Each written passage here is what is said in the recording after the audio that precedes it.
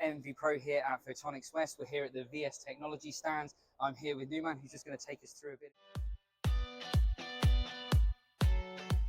So VS Technology is a Japanese lens, light and filter manufacturer. We are now in the United States. We have our offices also locally here. So we have an office in Dallas as well as Chicago.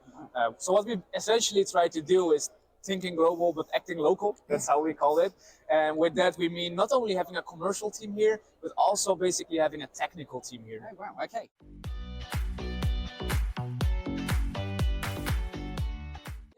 That's a good question actually. So indeed, sensors get better and better, pixels get smaller and smaller. But what we usually see now is that there is different parameters that become more important. For example, chromatic aberrations or distortions. Distortions you can kind of also with software do a lot already. But chromatic aberrations become more and more important because industry is also changing wavelengths these days. You see more infrared, and then they want to switch in between those wavelengths without refocusing the lenses. So that becomes a real challenge. Brilliant. Okay, so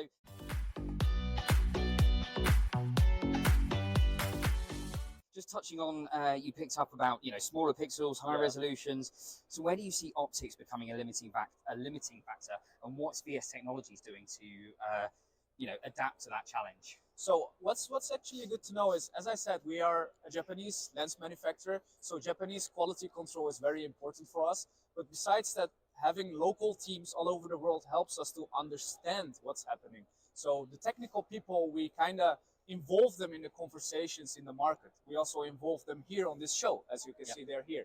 So what helps with this approach is that we understand what the requirements are, and basically we adapt to it. Perfect.